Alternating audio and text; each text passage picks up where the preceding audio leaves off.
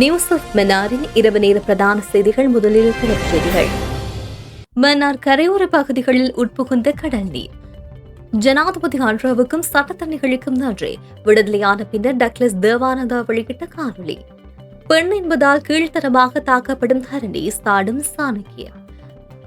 கனிமுள்ள சஞ்சீவ கொலை வழக்கு. வெளிநாட்டு சந்தேக நபர்களுக்கு இன்டர்போல் எச்சரிக்கை. எதுவுமே செய்யாத ஒபாமாவுக்கு ஏன் நோபல் பரிசு? டிரம்பின் பேச்சால் சர்ச்சை. தொடர்வதில் விரிவான செய்திகள். தற்போது நிலவும் சீரற்ற காலநிலை காரணமாக மன்னார் மாவட்டத்தில் உள்ள கரையோர பகுதிகளில் கடல் நீர் உட்புகுந்த போதிலும் எந்தவித பாதிப்புகளும் ஏற்படவில்லை என்று தெரிவிக்கப்படுகின்றது. பள்ளிமுனைய பனங்கட்டுக்கொட்டில் எமில் நகர் உள்ளிட்ட கரையோர பகுதிகளில் இவ்வாறு கடல் நீர் உள்வாங்கியுள்ளதாக தெரிவிக்கப்படுகின்றது. இந்த நிலையில் மாவட்டத்தில் உள்ள கடல் தொழிலாளர்கள் அறிவுறுத்தலுக்கு அமைவாக இன்றைய தினம் சனிக்கிழமை காலை முதல் மறு அறிவித்தல் வரும் வரை கடல் தொழிலுக்கு செல்லவில்லை. இதேவேளை இன்றைய தினம் அசாதாரண வானிலையால் பலத்த காற்று மற்றும் வெள்ளப்பெருக்கு காரணமாக விடத்தல் தீவு துறையூடாக கடல் தொழிலுக்கு செல்லும் கடற்தொழிலாளர்கள் கடல் தொழிலுக்கு செல்ல அனுமதி மறுக்கப்பட்டுள்ளது. மேலும் மன்னார் மாவட்ட கடற்தொழிலாளர்களும் தொழிலுக்கு செல்லவில்லை. இதனால் தமது வாழ்வாதாரம் பாதிக்கப்பட்டுள்ளதாகவும் கடற்தொழிலாளர்கள் தெரிவித்துள்ளனர். தன்னை திடீரென்று கைது செய்ததன் காரணமாக எனது மக்களுக்கு ஏற்பட்ட அதிர்ச்சியும் கவலையும் என்னால் உணர்ந்து கொள்ள முடிவதாக முன்னாள் அமைச்சரும் ஈழ மக்கள் ஜனநாயக கட்சியினுடைய செயலாளர் நாயகமான டக்ளஸ் தேவானந்தா தெரிவித்துள்ளார். கைது செய்யப்பட்டு விளக்கமறியல் வைக்கப்பட்டிருந்த முன்னாள் அமைச்சர் டக்ளஸ் தேவானந்தா ஹம்பஹா நீதிமன்றத்தில் நேற்று முற்படுத்திய நிலையில் அவரை பிணையில் செல்ல நீதிபதி உத்தரவிட்டார். மேலும் கருத்து தெரிவித்த அவர், இன்று நான் விடுவிக்கப்பட்டிருக்கின்றேன். அந்த வகையில் எனது விடுதலையிட்டு மகிழ்ச்சியடைந்த மக்கள் பல்வேறு வழிகள் தமது உணர்வுகளை எமக்கு வெளிப்படுத்தி வருகின்றார்கள். நாட்டின் ஜனாதிபதி அன்றுகுமார திசாநாயக்கவுக்கு எனது நன்றிகளை தெரிவித்துக் கொள்ள விரும்புகின்றேன். அதேபோன்று எனது தரப்பு நியாயங்களை நீதிமன்றத்தில் எடுத்துரைத்த சிரேஷ்ட ஜனாதிபதி சட்டத்தரணி சாலிய பீரிஸ் அவரது குழுவினருக்கும் எனது நன்றியை தெரிவித்துக் கொள்கின்றேன். அத்துடன் அந்த நியாயங்களை உணர்ந்து தீர்ப்பளித்த ஹம்பஹா மாவட்ட நீதவானுக்கும் எனது நன்றிகளை உரித்தாக்குகின்றேன் என்று தெரிவித்துள்ளார்.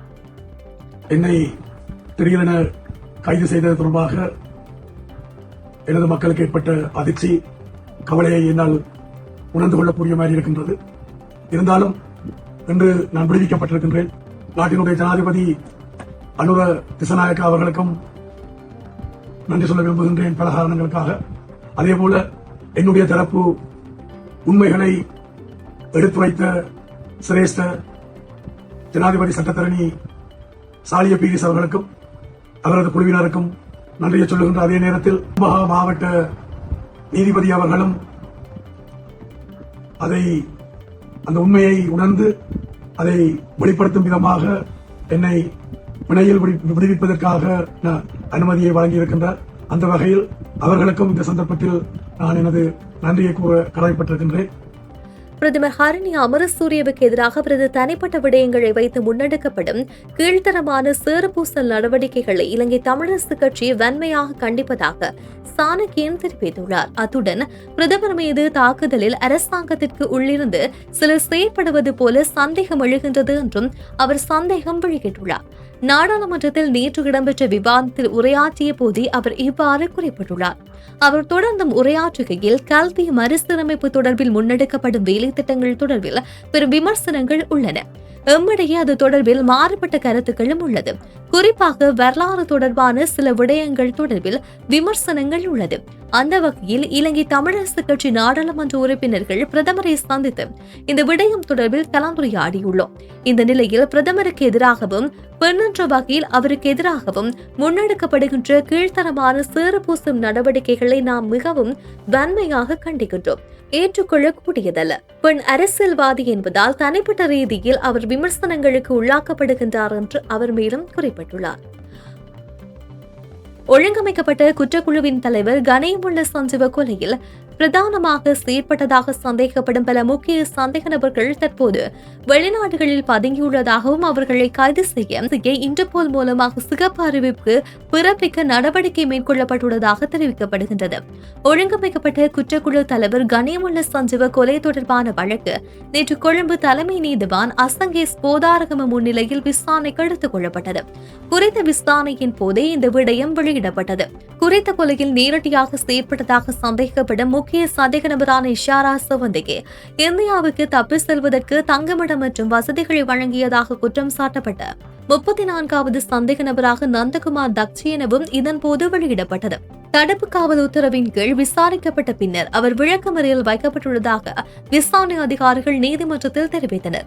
அதன்படி கணேமுள்ள சஞ்சீவ வழக்கில் தற்போது வரை கைது செய்யப்பட்ட அனைத்து சந்தேக நபரையும் ஜனவரி 23ஆம் தேதி வரை மேலும் விளக்கமறியல் வைக்க நீதிபதி நேற்று உத்தரவிட்டார். இதேவேளை துபாய் மற்றும் இந்தியாவிலிருந்து செயல்படும் குற்றவாளிகளால் ஒப்பந்த அடிப்படையில் இந்த கொலை மேற்கொள்ளப்பட்டிருக்கலாம் என சந்தேகம் வெளியிடப்பட்டுள்ளது.